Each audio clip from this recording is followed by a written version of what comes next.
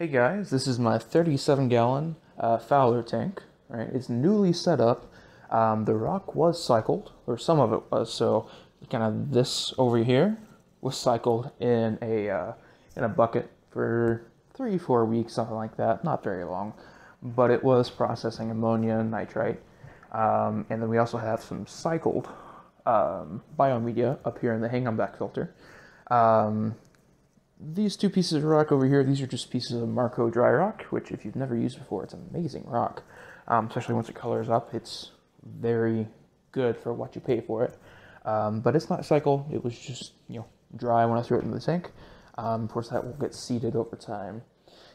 It's home, just right now, to one Wyoming white oscillator's clown. I've had this guy for about a year, so I got him and another one that turned out to be a female. They paired. Unfortunately, the female jumped out of the tank that she was in. It was real sad. I had these are kind of the first fish that I bought when I moved out from my parents' house. So losing these guys, it was pretty sad. Or losing the female was pretty sad. But I still have him. I'll probably get him a mate, or I guess it's a her now. I'll probably get her a mate at some point. But for now, he's going to live by himself in here. The only other thing in here is one turbo snail. So this tank has literally been up for like 4 days. I'm testing the water, making sure that it's going to handle the bioload. I'm like 99.9% sure it will, but it's always good to be testing and making sure, right? As far as equipment goes, right, it's a 37-gallon, so it's basically two 20 long stacked on top of each other, or an extra tall 29 if you want to think about it that way. So it's 30 by 12 by like 22, 20, something like that. It's a tall tank. It's very deep. We've got an AquaClear 110 for circulation. Eventually, I want to add in a couple power heads, but for now, this is the only circulation that we've got. And then just like a cheapo 150-watt heater in there that's set to about 78 as well. So there's nothing crazy going on. This is just a Finex light. Right, it's a 30-inch Finex fixture. I'm not really going for like the reef tank here. It's supposed to be a FOWLR. I thought about doing like a daylight reef, or trying to get like a shallows type situation going on. But that might not be possible with this light. So even here at the tallest point in the tank, we're only getting about 70 par. And par isn't everything when it comes to coral, right? Color temperature matters. This is not ideal. It'll grow it, but it's not going to be ideal in terms of temperature. We're going to give it a try at some point, like maybe with some like mushrooms, some Kenya trees, some zoas, just to see, if it can or if it will. But really, this is supposed to just be a nice, decent, mid-sized FOWLR tank for me. I do have some other fish in quarantine that are going to be going in here. So we've got, I'll tell you a couple of fish that we've got. There will be a royal grandma going in here. And eventually, this is not one of the fish that I've got right now, but eventually we'll be adding in a second oscillator's clown as well. So we're probably looking at 5-ish fish in here.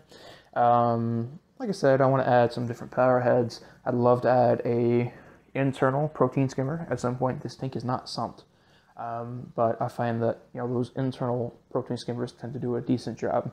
I stay away from the hang-on back ones, so the ones that have the collection cup on the outside of the tank. I actually had a fairly reputable brand of hang-on back skimmer leak, and it dumped about 10 gallons of saltwater on my carpet, and I was able to get it cleaned up. Everything's good. But that's kind of made me shy away from any hang-on back skimmers in the future. That's really it. I mean, I painted the back and this side black, just using some Krylon acrylic paint and a paint roller. I think it really sets the tank off a little bit, especially for this guy where he's so brightly colored, or so like white. But yeah, I'll be doing updates on this tank. Right now, I'm just trying to induce an algae bloom, right? Not induce one, but let it happen. Mainly because usually when you're setting up a tank with cycled but not age struck, And then dry rock, you're gonna have the nasties. And that's gonna be hair algae, it might be cyanobacteria, it might be a ton of diatoms, and it'll happen with live rock too, but in my experience, it is a little bit worse in dry start tanks. And even though this rock is cycled, I would not consider it live. It was live at one point in another tank, but I dried it out years ago. So I'm sure that this will be kind of ugly for a little while, but most tanks are for months, if not a year or two. But that's it for this one, and let's go see another tank. Alright guys, so this is my 40-gallon green spotted puffer tank. It's a 40 liter, so it's going to be 30 by 18 by something. I think it's like 16 inches. It's a pretty squat tank, you know, it's not very tall. It's just home to this one green spotted puffer because he is evil, right? I tried to do tank mates with him. I tried to do a fire clown, and I even, at one point, I tried to do some mollies with him when he was younger, and believe it or not, the mollies actually bullied him when he was a baby, 2 inches. And in time, he's just gotten evil. Some puffers are better than others. Like I've got a figure 8 in the brackish tank that doesn't even chase down fry. Like he allows molly and guppy fry to do whatever they want. But this guy is just a little bit on the mean side. Most green spotted puffers are. We do have like a long spine urchin down here. It's a baby. Once it outgrows this tank, we'll probably move it on. It'll be a while. Then we also have 5 hermit crabs. So this is definitely more of a species tank. And it's pretty simple. We've got like a 300-watt heater there in the back. We've got one power head. It's one of the Aquarium 950s. You can get it for PetSmart. You can get them at PetSmart or on Amazon for like 20 bucks. They kind of suck. I bought them at the end of last year because they were all that I could get at the time due to COVID, and that was when everything had just first hit. And they're not good. They do fine when they're just running, right? They've got a nice wide flow. You can see they push a lot of water, right? But they have a tendency to not want to start back up when they stop. So if I unplug it for a water change, I usually have to get in there and play with the impeller a little bit because it jams. And then it'll start just fine, but that's not something I really want to have to do every time I have to restart the power head. I also have a little PetSmart branded internal filter in here right now, just with some filter floss in the media chamber. And that's just as a water polisher. I did a water change on this tank yesterday, and we're not running a hang-on back or anything like that. All that muck just ends up settling back down into the tank. So I usually throw one of those into the tank after a water change just to clear it up. You'll notice that there's tons of algae in this tank. That's because this tank is very dirty. You can kind of see all the clam shells, and there's snail shells down here as well. This guy eats like a king, if you can't tell by his little round belly. And what that ends up causing is nitrates in this tank. At best are around 20, and we're at worst 40 to 50 or 60. So it's higher than I really like. But that's with me doing like a 30 to 50% weekly water change. I could alleviate that some by removing the clamshells after he's done with them, because he does leave a little bit of meat on them, and that's also why we have the hermit crabs. They kind of help out with that a little bit too. I'm lazy though, right? I've got tons of tanks and I don't always remember. So the tank's a little bit dirty. Just like with the 37, I would love to get a internal skimmer for this tank. But realistically, it's gonna be like 200 bucks. I need to get like 6 of them, so I have to buy them over time. Yeah, that's really it for this tank. It's been set up for going on a year in different iterations. So this rock has been in here for a year.